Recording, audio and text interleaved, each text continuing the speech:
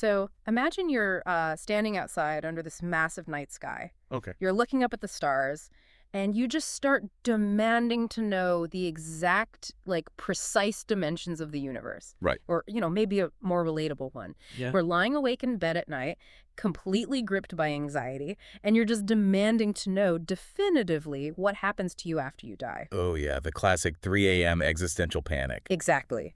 So you march up to a philosopher with these agonizing questions, right? Laying them at their feet, basically demanding an existential cheat sheet. Give me the answers. Yeah. But instead, the philosopher just kind of looks at you and essentially says that your grammar is so fundamentally flawed that the questions themselves don't even actually exist. Wow. Yeah. It's like you're asking for the location of the corners on a perfectly round sphere. I mean, that is entirely disorienting, isn't it? It just, it strips away the very foundation of how we approach knowledge. Totally. Because we move through life basically operating on this assumption that the universe kind of owes us answers to our biggest anxieties. Like it's a puzzle we're supposed to solve. Right, exactly. We believe that if we just, gathered enough data, or maybe meditated long enough, we'd figure out the mechanics of the cosmos and our specific place within it. Sure.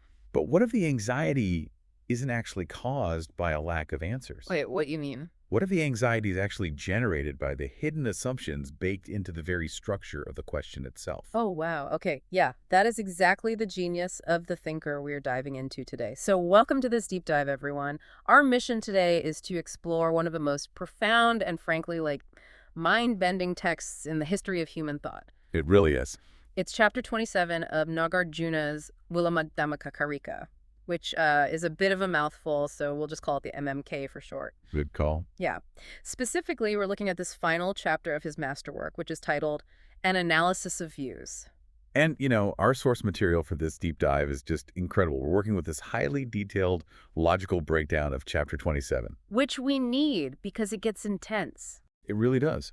And to make sure we capture the nuance, we are drawing on a few distinct translations. So we have J. Garfield's translation, which brings in this really rich Tibetan Mahayana perspective. Right. Then there's Frederick Streng's work, which focuses pretty heavily on the rigorous logical structure of the text. Mm-hmm. And we also have Stephen Batchelor's secular interpretation, which is fascinating because it strips away some of the religious dogma to focus on just the raw pragmatism of the philosophy. That's a great mix. Yeah, and on top of that, we have a comparative analysis with early Buddhist texts to see exactly what Nāgārjuna was responding to historically. Okay, so here is the mission today for you, the listener. We really want you to understand how Nāgārjuna frees us from the trap of these agonizing existential questions. And the way he does it is just brilliant.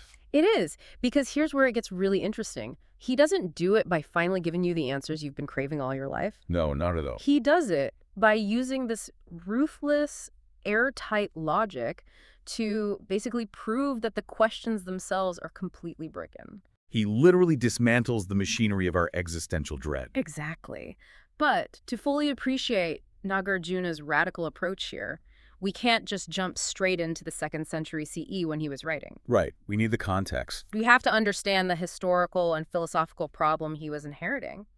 We have to rewind a few centuries before Nāgārjuna, back to ancient India, and back to the Buddha himself. Yeah, because the intellectual climate of the Buddha's time was just incredibly chaotic. Totally. You had all these endless wandering ascetics, right? The Shramana movement. Exactly. Just debating endlessly in the forests about the nature of the soul and the cosmos. It was like a constant philosophical battlefield. And the Buddha had a very specific way of dealing with humanity's obsession with all this metaphysical speculation. So to understand Nāgārjuna's loud logic, we first have to understand the Buddha's profound silence. I love that phrasing. Let's unpack this. There's this foundational text in the early Pali Canon called the Kulamalunkyā Sutta, and it outlines what are known as the 10 undeclared or unanswered questions. Right, and what's so fascinating here is the psychological framing of this text.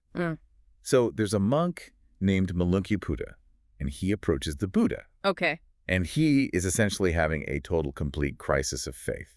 Oh, no. Yeah. He tells the Buddha that he's going to quit the monastic life, leave the order, go back to being a layman, unless the Buddha gives him straight, definitive answers to these 10 burning questions. He's issuing an ultimatum. He really is. Yeah. Malunkyaputta is just fed up with the ambiguity. He wants absolute certainty. He wants the existential menu with the calorie counts listed right there. Exactly. And the questions he asks are literally the exact same questions that keep people awake at 3 a.m. today. They haven't changed at all. Let's look at them because they fall into three main buckets.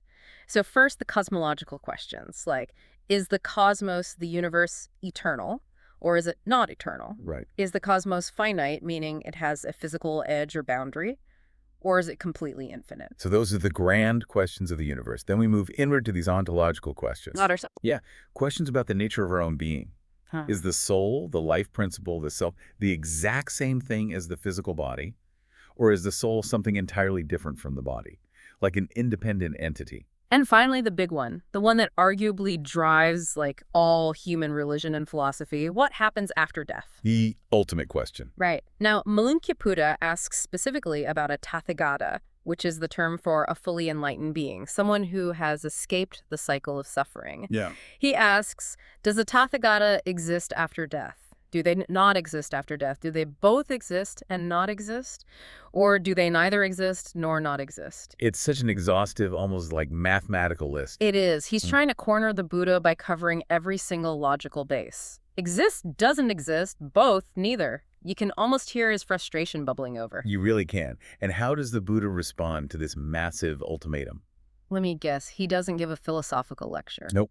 He gives us the famous parable of the poisoned arrow. Oh, this is a classic. It is. So the Buddha compares this frustrated monk to a man who has just been shot on a battlefield by an arrow thickly smeared with a deadly poison. Sounds bad. Very bad. His friends and family are terrified, obviously, and they rush him to a skilled surgeon to have the arrow removed. Makes sense. But the wounded man raises his hand and stops the surgeon. He says, I will not let you take this arrow out of my flesh until I know the social caste of the man who shot me. Wait, what? Yeah, he says, I need to know his given name. I need to know if he was a tall man or a short man. That's ridiculous. It gets better. I need to know if the bow that fired this arrow was made of oak or bamboo. I refuse treatment until I know what kind of bird the feathers on the shaft came from. Okay, that's a completely absurd scenario. Completely. It's like lying in the ER with a ruptured appendix and like refusing life-saving surgery until the attending doctor can explain the complete evolutionary history of the specific bacteria causing the infection. That is a perfect modern equivalent. The man is going to be dead long before anyone can gather that kind of data. Right. The poison is actively destroying his nervous system while he's lying there philosophizing about the fletching on an arrow. Exactly. And that visceral absurdity is the Buddha's entire point here. These speculative views about the infinite universe or the eternal soul in Pali, they're called ditthi. Ditthi, okay. Yeah. The Buddha says these views do not lead to liberation from suffering. They are entirely irrelevant to the immediate, urgent problem of the poison. And the poison is the suffering itself. Right, the dissatisfaction, the fundamental friction that's just inherent in human existence. Engaging in these cosmic debates just fosters attachment, intellectual pride, and endless distracting argumentation. It's a trap. A huge trap. The Buddha essentially tells Mūlamadhyamaka, look, I have not declared these things because they are not conducive to the goal. They don't lead to disenchantment or peace or direct knowledge or enlightenment. Okay, I have to push back here on behalf of the listener because, I mean, I understand the pragmatism, right? But isn't it fundamentally human to want to know the ultimate truth? Like, we are curious creatures. Why is curiosity being treated like a deadly poison here? That's a really fair question. If we don't know the ultimate nature of the universe, like, if it's finite or infinite, how can we possibly know our proper place in it? It feels a little bit like anti-intellectualism, like, don't think about it, just meditate. That's a super common modern critique. Mm-hmm. But if we connect this to the bigger picture, the Buddha wasn't anti-intellectual at all. I mean, his system of psychology is incredibly rigorous. True, there's a lot of lists. So many lists. Yeah. But what he recognized, which was profoundly insightful, was that our curiosity about these specific metaphysical questions is usually just a disguised form of grasping. Grasping, like holding on to things. Exactly. We want certainty because we are secretly terrified of impermanence. Yeah. We want to put reality in a neat, tidy little conceptual box so we can feel safe. Oh, I see. We tell ourselves, if I just know definitively whether the soul survives death, I'll finally be able to just relax and be at peace. Yes. But the Buddha saw that the human intellect can debate these concepts endlessly. You can spend your entire life building these massive philosophical castles in the sky. And then what? And at the end of the day, you still have to deal with the reality of old age, sickness, and death. You still have the poison in your veins. So the silence wasn't ignorance. It was a refusal to feed the delusion that conceptual certainty equals liberation. Spot on. So the Buddha maintained this profound, pragmatic silence. He essentially drew a hard boundary around what was useful to discuss. Right. But, centuries later, the philosophical landscape in India had evolved a lot. There were incredibly sophisticated schools of logic emerging, both within Buddhism and in rival traditions like Hinduism and Jainism. You're getting highly analytical. And this is where Nāgārjuna enters the scene. And Nāgārjuna doesn't just look at his opponents and say, hey, the Buddha said don't ask that, so please start. No, he takes a completely different, incredibly aggressive approach. He refuses to rely on dogma. Okay, so what does he do? Nāgārjuna realizes that simply telling intellectuals not to think about metaphysical problems doesn't work. It just makes them think about them more. Tell me not to push the red button. I'm going to push the red button. Exactly. So he decides to enter the arena on their terms. He doesn't dismiss the questions as merely irrelevant. He uses relentless, staggering logic to dismantle the questions entirely from the inside out. He blows up the arena. He really does. He sets out to prove that the questions themselves are structurally incoherent. They are grammatical illusions. Grammatical illusions. I love that. So to do this, he first has to map out the playing field, right? Yes. He identifies the basic components of human experience that we use to build all of our confused views. Let's look at those components. According to our sources, in Chapter 27, Nāgārjuna breaks down the architecture of how we exist in the world into 3 distinct spheres of action. The 3 spheres, yes. So sphere number 1 is the acquirer. And this is what we conventionally call the self, the I, or like the subject that feels like it is experiencing things. Right. Sphere number 2 is the acquisition. This is the actual action or the dynamic relationship of acquiring or experiencing or clinging to the world. Okay. And sphere number 3 is the acquired, which in Buddhist philosophy refers to the materials that make up our experience, the things universally known as the 5 aggregates. We absolutely need to pause and define those 5 aggregates deeply here. Yeah, because if you don't understand these, the rest of Nāgārjuna's logic just won't land at all. Right. The 5 aggregates, or skandhas in Sanskrit, are essentially the 5 piles of raw material that create the illusion of a solid human being. Let's walk through them using an everyday example. Let's say, imagine you, the listener, are sitting at a cafe drinking a cup of hot coffee. A perfect scenario. So the first aggregate is form. Form, okay. This is the realm of physicality and matter. It's your physical body sitting in the chair. It's the ceramic mug, the heat radiating from it, the dark liquid inside. It's the physical world of mass and energy, the stuff you can touch. Exactly.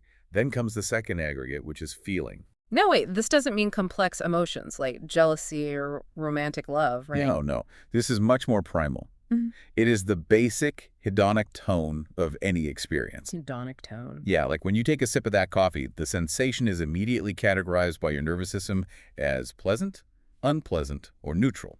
Oh, I get it. So that warm, comforting feeling of the coffee hitting your tongue, that immediate positive reaction, that is the aggregate of feeling. Exactly. Next is the third aggregate, which is perception. This is basically the labeling engine of the mind. So when I feel the heat and taste the bitterness, my mind instantly compares this sensory data against my memory banks and slaps a label on it. Coffee. You got it. Perception is the mechanism that allows you to recognize a red octagon on the street and instantly know it means stop. It organizes raw sensory data into recognizable concepts. Okay, so form, feeling, perception, what's fourth? Fourth, we have mental formations. Now, this is a massive category. Sounds broad. It is. This is where your habits, your volitions, your biases, and your karma live. So in the coffee shop example, what's the mental formation? It's the habit energy that drove you to the cafe in the first place.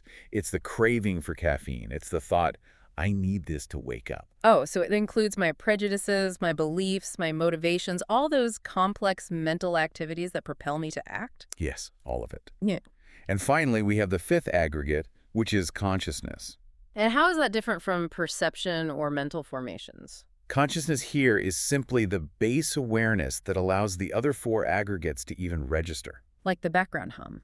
Exactly. It is the canvas upon which form, feeling, perception, and mental formations are painted.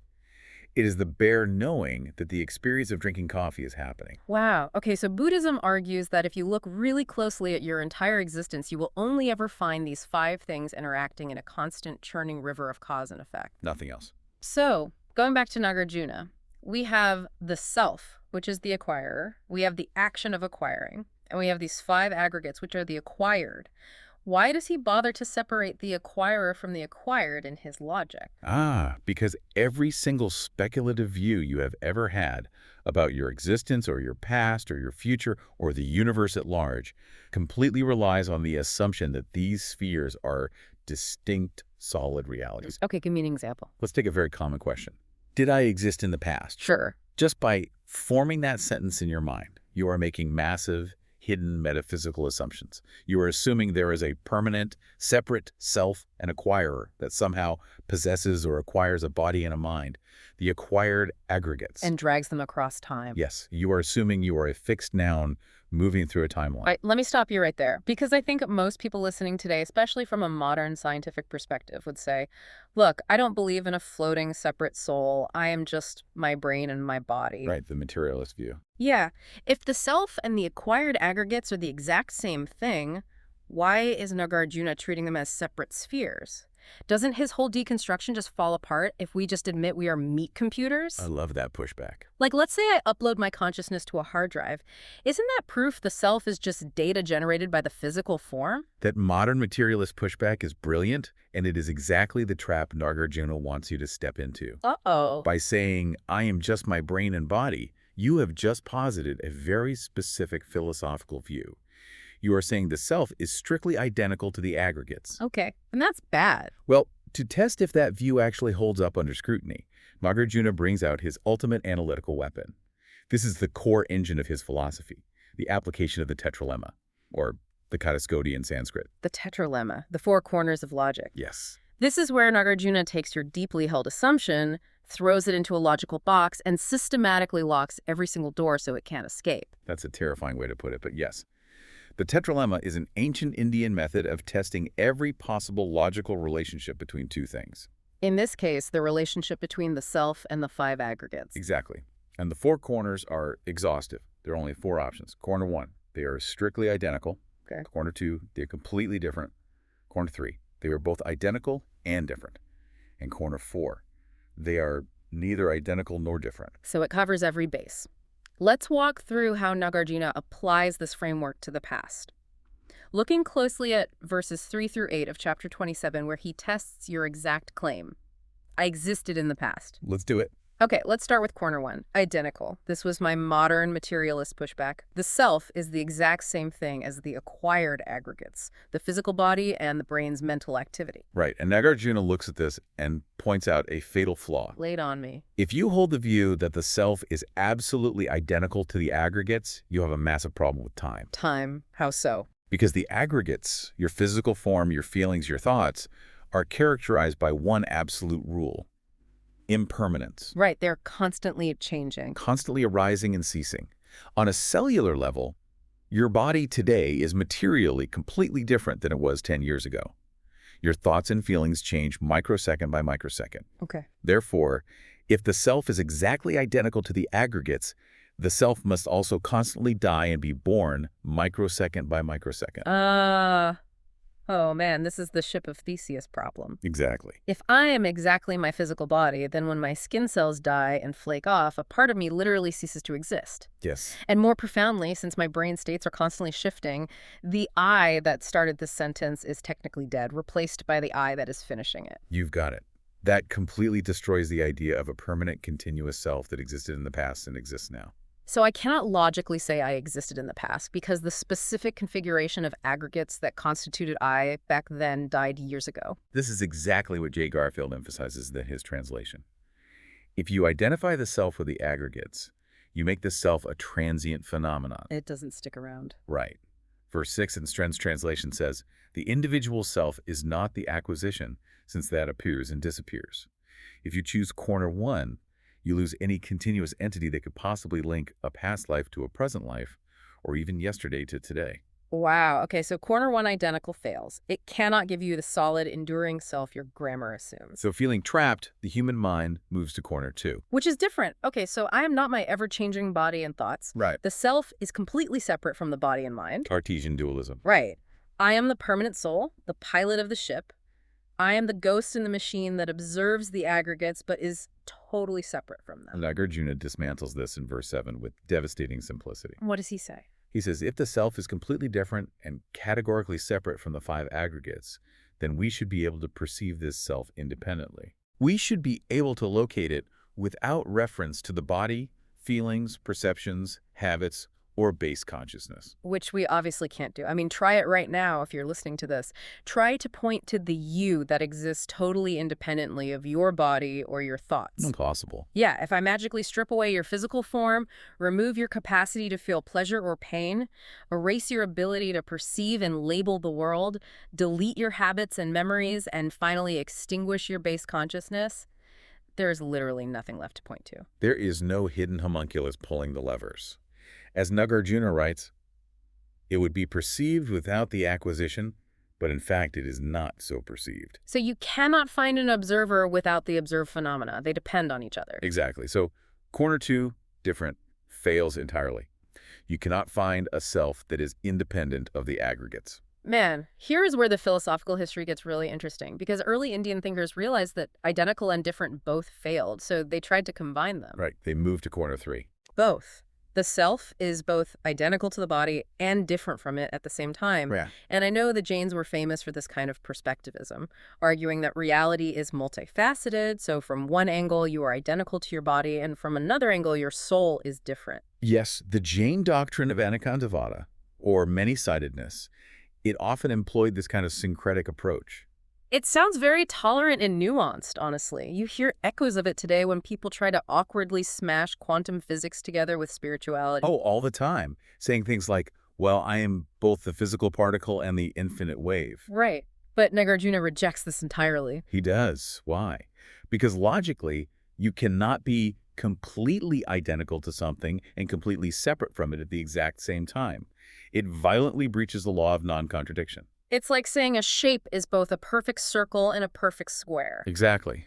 It doesn't create a deeper truth, it just creates literal nonsense. And to take that a step further, if you choose corner 3, you don't magically transcend the problems of corner 1 and corner 2. No, you just inherit the flaws of both simultaneously. Oh, geez. You still have a self that must die every second from the identical side, and a self that cannot be perceived from the different side. Gluing 2 broken concepts together does not yield a working concept. That makes total sense. Corner 3 fails. Which leaves us with the final escape hatch. Corner 4, neither identical nor different. Now, this corner is very popular in mysticism, apophatic theology, or negative theology. Neti, not this, not this. Yes. The idea that the self is ineffable, beyond words, beyond logic, existing in some transcendent realm that is neither the body nor separate from it. Nāgārjuna has zero patience for corner 4. Really? None? None. While mystics use it to point to something profound, functionally, in a strict logical debate, it's just a dodge. It is a semantic trick. How so? Because by saying neither, you're refusing to define the relationship at all, which means the concept has absolutely no relation to reality as we actually experience it. So it's useless. Right. If the self is neither identical to your human experience nor different from it, then it is completely irrelevant to the cessation of your suffering. It is linguistic cop-out. Corner 4 fails. Wow. So trying to pin down the self with these 4 options is like trying to grab a handful of water. That's a great analogy. The tighter you squeeze identical, different, both, or neither, the faster the concept of the self just slips right through your fingers. You run through every logical possibility, and you are left with totally empty hands. And that sensation of empty hands is the precise goal of this exercise. When the self and the aggregates fail all 4 corners of the tetralemma, Nāgārjuna proves that they are empty. Empty. Okay, we have to be very careful with that word. Yes, we do. Emptiness doesn't mean a dark void. It means they are empty of inherent, independent, fixed existence. There is no solid thing hiding behind the curtain of reality. There is no fixed noun, and if there is no solid fixed self, then the statement "I existed in the past" is grammatically and logically meaningless. There was no fixed I to do the existing. Okay, my mind is completely reeling, But I can hear a skeptic listening to this right now and saying, fine, you win. The self doesn't exist, so when my body dies, that's it. It's just lights out. Complete annihilation. Yeah, we are just dust in the wind. But Nāgārjuna attacks this viewpoint too, doesn't he? He fiercely attacks it. In verses 9 through 12, he takes on the view of annihilationism. Which is the assertion, I did not exist in the past, or I will absolutely not exist in the future. Right. Nāgārjuna points out a massive structural flaw in annihilationism. If the present self is completely disconnected and different from the past or future self, you break karmic continuity. You destroy the basic law of cause and effect. Yes. What does breaking causality actually mean for our daily lives, though? Well, think about it functionally. If the you of today has absolutely zero connection to the you of yesterday, if there's total disconnection, then why are you experiencing the hangover from the drinks the you of yesterday drank? Right. Why does studying for a test today result in a good grade tomorrow? If annihilationism is true and every moment is utterly disconnected from the next, you would constantly be experiencing the results of someone else's actions. Or, even more absurdly, your present experience would be entirely uncaused. Exactly. Joy and suffering would just pop into existence out of nowhere, randomly, which violates every observable law of physics and psychology. But you are trapped again. You cannot say, I am eternal, because logic proves the self is impermanent and dependent on changing aggregates. Right. And you cannot say, I am annihilated, because that destroys the observable reality of cause and effect. This is why Nāgārjuna confidently concludes in verse 13, quote, "Thus the view concerning the past which asserts, I have existed, or I have not existed, both or neither, this does not obtain at all." It's just broken grammar. Yes. The questions Mālankya asked the Buddha are structurally flawed because they assume a fixed noun, an inherent self, where there is actually only a verb, an ongoing empty process of cause and effect. This is a massive paradigm shift, but I can feel the listener's brain grinding to a halt right now. I don't blame them. Because if the self is fundamentally empty, if it slips through our fingers, if it's not eternal and it's not annihilated, what happens to the whole Buddhist concept of rebirth? The paradox. Yeah, what happens to karma and the cycle of samsara? Does it all just vanish? This seeming paradox requires a massive shift in how we understand truth itself. It really does. Let's go back to my tech analogy from earlier. If I can't upload a soul to a computer, but my karma continues, what exactly is moving from life to life? That paradox brings us to the very heart of Madhyamaka philosophy. We have to dive deeply into verse 19 of chapter 27, because this is where the tension really hits a boiling point. Okay, what does verse 19 say? The verse states, if someone, having come from somewhere, in some way goes somewhere again, then there would be existence in flux with no beginning, but this is not the case. Okay, let's unpack that slowly. If someone, having come from somewhere, goes somewhere again, that sounds exactly like a literal description of reincarnation, right? It does. A specific soul or a person coming from a past life, entering a new body, and eventually going to a future life. It describes someone, a fixed entity, a noun traveling through time. Okay. Nāgārjuna argues that if a real inherent entity traveled like this, we would have an endless substantial existence in flux. We would have a very real, very heavy samsara made of permanent souls bouncing around. But he drops the hammer at the end of the verse. Okay. But this is not the case. So is he flat out denying reincarnation? Is he saying samsara doesn't exist? Right. Because from a traditional religious standpoint, that sounds like a major heresy. This is where we have to introduce a crucial philosophical tool, the two truths doctrine. The two truths. Okay. Nāgārjuna is not denying the conventional reality of samsara.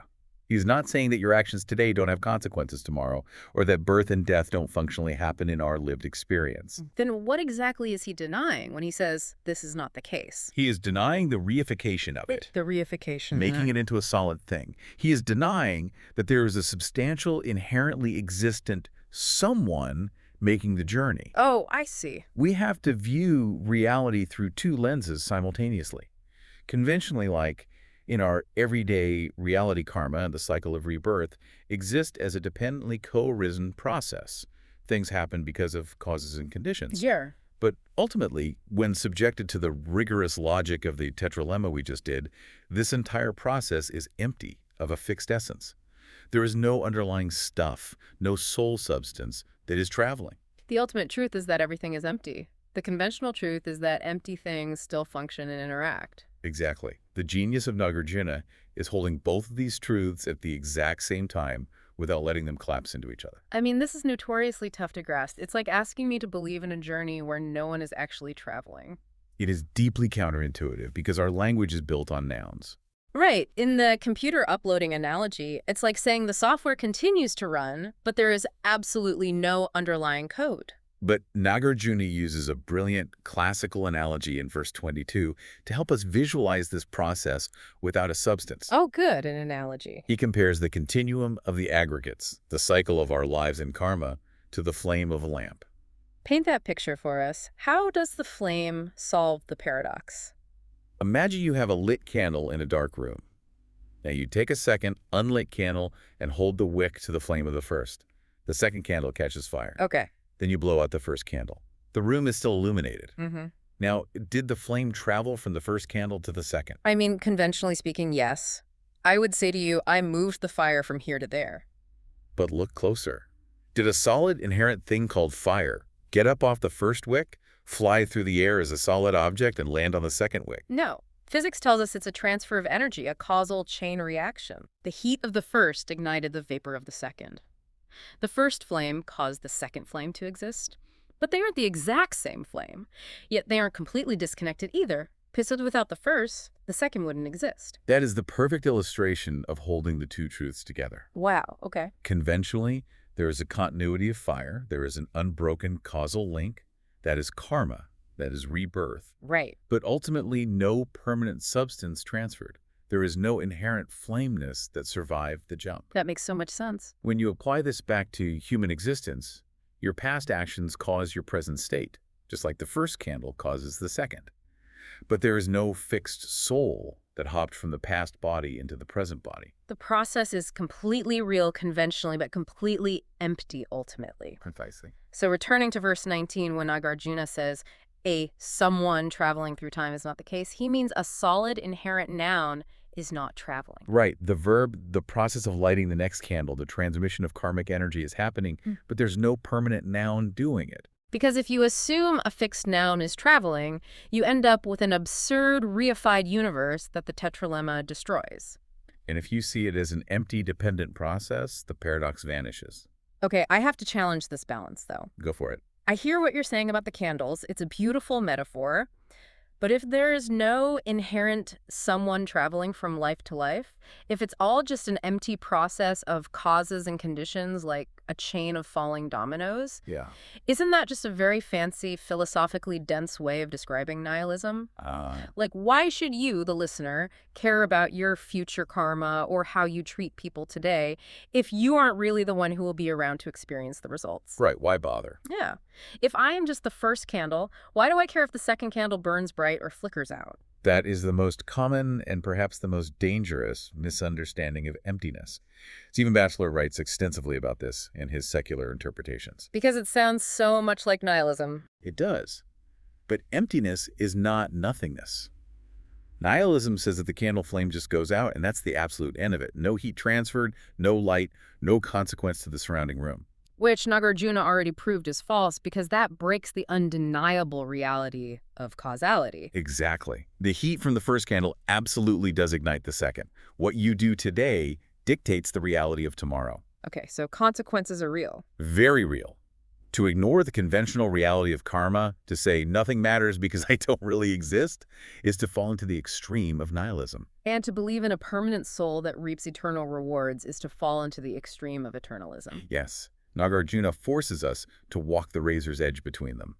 You care about the second candle because you recognize that you are not separate from the process of illumination itself. Wow. Which naturally expands our focus, doesn't it? If the individual self is an empty process, what about the universe? Here we go. This is crucial because a lot of people manage to escape the trap of the small self, only to immediately fall into a new, grander trap, clinging to beautiful, expansive concepts like the universe or cosmic oneness. Oh, Nāgārjuna is waiting for them there, too. Of course he is. In verses 20 through 28, he tackles the cosmos. He returns to the exact cosmological questions the Buddha refused to answer. Is the world finite, meaning it has an end in space and time? Or is it infinite? Let me guess. He applies the exact same logical meat grinder. He does. He argues that the world, or the universe as we conceive of it, is essentially a mental fabrication. A fabrication? Yes, it is constructed out of our aggregates and our karmic perceptions. We project a boundary onto reality and call it the universe. Okay, but it feels pretty real. It does, but if the world were a fixed, inherent, objective container that we live inside, it would have to be either strictly eternal or it would have to eventually end. But if it's inherently eternal, change is impossible and history stops. If it just ends abruptly, causality is broken. He says in verse 25, if one part were finite and the other were infinite, the world would be both finite and infinite. But this is not possible. So he uses the contradictions of limits to prove the world is empty of inherent existence. Exactly. So the concept of the world as a solid, objective terrarium that we're walking around inside is false. Okay, but if it's false, what is it? It leads us to understand the illusory nature of phenomena. Because the world is dependently co-arisen and empty, it is like an echo, a mirage, or a dream. Like it's there, but not there. Functionally there, yet not there. It appears to our senses, but when you look for its solid core, you find nothing but more dependencies. This reminds me of a very common spiritual cliche. Oh, I bet I know which one. You hear it all the time in yoga studios, retreats, and pop spirituality podcasts. In emptiness, everything is one. The universe is a single, unified consciousness. We are all one. Yes, that one. It sounds incredibly profound. It feels very comforting, and it seems to solve the problem of isolation. It does sound deeply comforting. The idea of merging into a cosmic whole is very seductive. But the philosophical sources we are analyzing today strictly warn against this. Wait, really? Yes. The logical framework of the tetralemma states that ultimate reality is beyond all dualistic conceptual proliferation. That includes the duality of many versus one. So oneness is actually a trap. A massive trap. Oneness is just another concept, another map drawn by the human mind. Wow. If we grasp oneness as an absolute ultimate truth, we are trapped in philosophical monism. Think about what we've actually done in that scenario. What have we done? We haven't let go of the grasping ego. We've just taken our clinging to a small individual self and expanded it to the size of the universe. Oh my God, we are clinging to a giant cosmic self. Exactly. We haven't actually realized emptiness. We've just supersized our inherent existence. That is mind-blowing. We've traded a small, cramped cage for a much bigger cage with a better view, but we are still locked inside a concept. And worse, it's a cage that's much harder to see because it feels spiritual. Right. I'm so enlightened. I'm one with everything. Exactly. Furthermore, if everything is inherently one, then there is no room for the diversity of dependent origination. Because it's all just one blob. Right. If everything is just one monolithic substance, nothing could interact. The coffee couldn't be separate from the drinker to be tasted. Change would be impossible. Okay, that makes sense.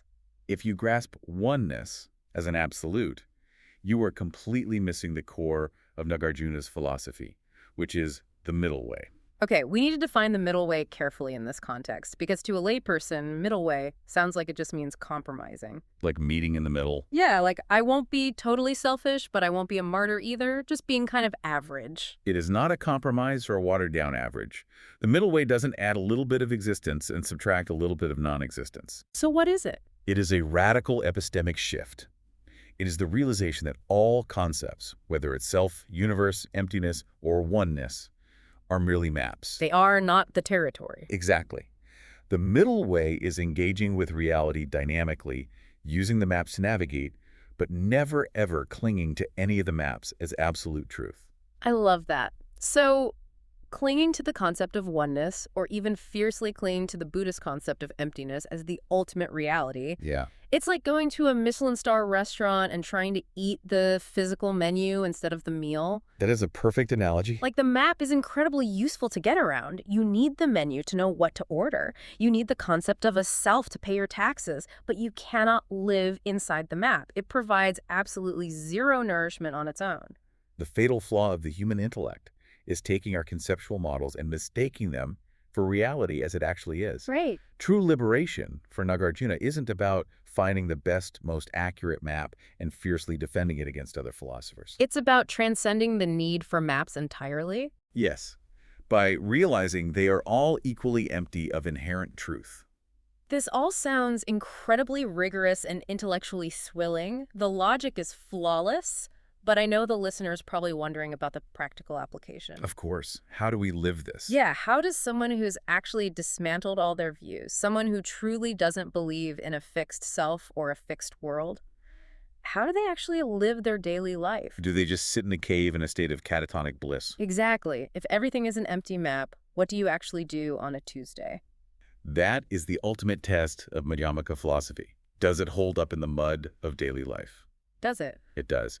This brings us to the culmination of Nāgārjuna's framework, which translates to acting without acting. Okay, that sounds like a Zen riddle. What does acting without acting mean practically? It means using the spheres of the self, the action, and the world conventionally, but never absolutely. Okay. It means you still go to work, you still feed your dog, you still advocate for a better world, Yeah. still vote. You still participate. Exactly.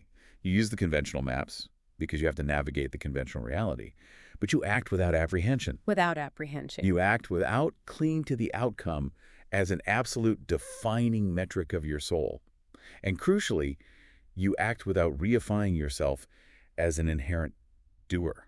So you play the game of life, you play it well, but you never forget that it's a game. You don't mistake the monopoly money for your actual bank account. Yes. And when you navigate life this way, it leads to a state of primordial equality. Primordial equality, what does that look like? Well, when you stop slicing reality into rigid, inherent dualities like, this is absolutely good, that is absolutely bad, I am the pure self, they are the impure other, you begin to experience reality non-dualistically. Because it's all empty. Exactly. You recognize it because everything is empty of inherent existence. Everything is primordially equal. There is no fixed hierarchy of realness. Oh, wow. A beggar and a king are equally empty and therefore equally deserving of dignity. And this isn't just a cold intellectual realization, is it? It fundamentally changes how you feel about other beings on a visceral level. Profoundly. Which brings us to the true climax of Nāgārjuna's entire logical enterprise. Boundless compassion. Now, this is the part that always trips people up. I know, it seems like a leap. It does. How does rigorous, cold, almost mathematical logic about the emptiness of the self lead to warm, bleeding heart compassion? Usually we think of logic and emotion as opposites. It happens because when you deeply realize that you and the other are dependently co-arisen parts of the exact same centerless, limitless karmic cycle, all artificial boundaries dissolve. They just fall away. Think about biological systems. Consider your immune system. When you get a cut on your leg, your body doesn't philosophize about it. Right. The white blood cells don't hold a debate about whether the leg is worthy of being healed. The body simply rushes to heal the cut because the cut is part of the system. Because it would be absurd for the left hand to attack the right hand. Exactly. If you believe you are a totally separate, inherent self, then your primary driving motivation is self-preservation. Defending the borders. Yes, you have to defend your psychological and physical borders against the world. You are in competition with reality. Wow. But if rigorous logic proves that those borders are illusions, that you only exist in dependence on everything else, like the candle flame depending on the oxygen in the room, then defending just yourself makes absolutely no sense.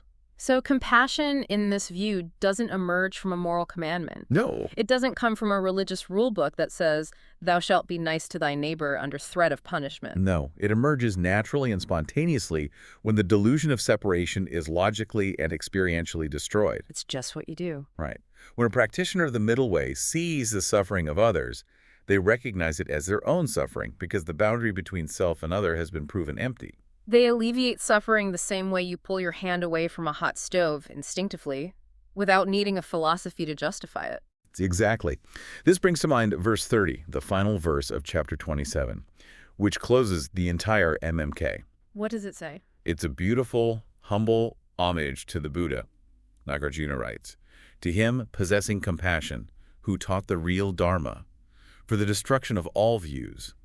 To him, Gautama, I humbly offer reverence. Wow. Nāgārjuna is tying all of this intense, headache-inducing logic directly back to compassion. He really is. The Buddha didn't teach the Dharma so we could win debates at dinner parties. Right. He didn't teach it to establish a new set of philosophical views to cling to.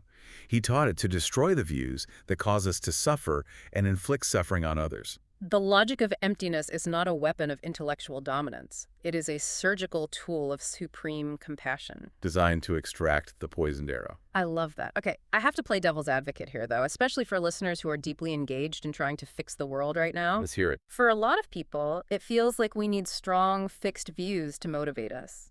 We need to believe fiercely in justice or human rights as absolute inherent truths in order to find the energy to fight against oppression.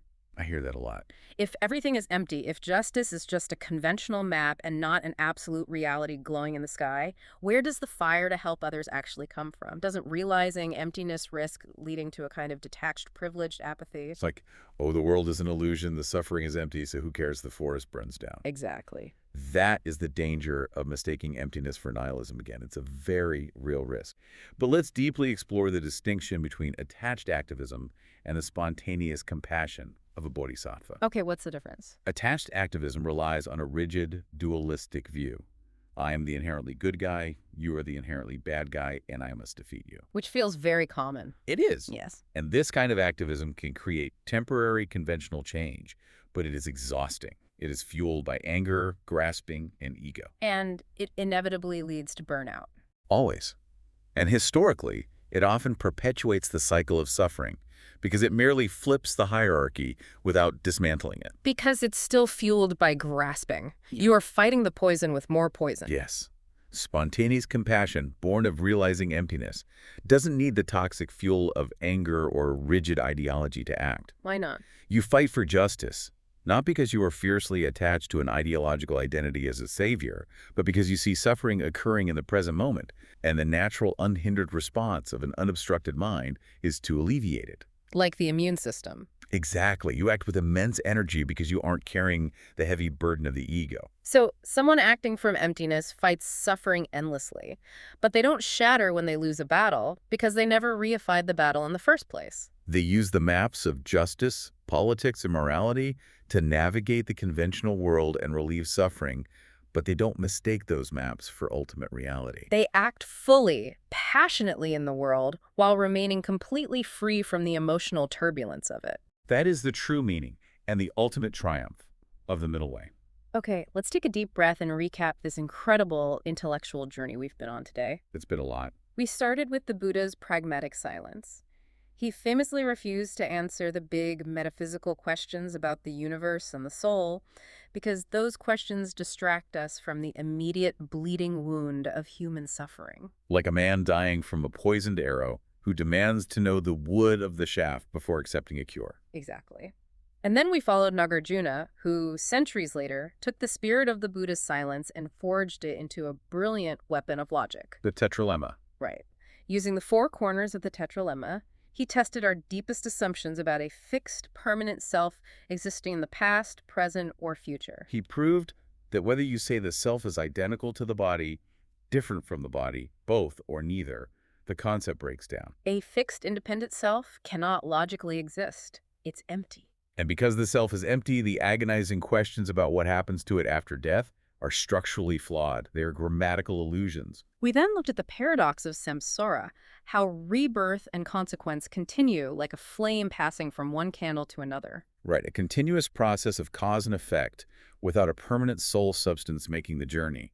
We learned to hold conventional truth and ultimate truth simultaneously. Then we applied the same deconstructive logic to the cosmos, seeing that the universe, and even seductive spiritual concepts like oneness, are empty mental fabrications. They are useful maps for navigation, but highly dangerous traps if we mistake them for the actual territory. And finally, we arrived at how this all cashes out in daily life, acting without acting, and the emergence of boundless, spontaneous compassion that arises the moment we stop defending the illusion of our own separation.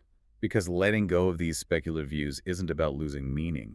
It's not about falling into a dark, nihilistic apathy. It's about freeing yourself from the heavy, completely impossible burden of trying to nail down a fluid, interdependent reality with clunky, rigid concepts. It is, ultimately, the final liberation from anxiety. Yeah. You realize you don't have to carry the weight of solving the universe, because the universe isn't a static puzzle meant to be solved. It is a dynamic, empty process to be experienced. Beautifully said. Which brings us back to where we started. Imagine, again, looking up at the night sky, demanding the exact dimensions of the universe, or demanding a definitive map of what happens after your heart stops beating. All that anxiety. We spend so much of our finite lives terrified of these unknowns. But I want to leave you, the listener, with this thought to mull over, something to explore in your own experience this week. Yeah. If our greatest existential anxieties, the primal fear of death, the dread of the universe eventually ending, the panic over who we really are, all rely on a kind of fundamental grammatical error of the human mind. Mm-hmm. If all of our suffering comes from desperately assuming there are fixed nouns where there are actually only flowing verbs, what happens to your fear the moment you stop trying to frantically answer the question and simply let the question itself dissolve?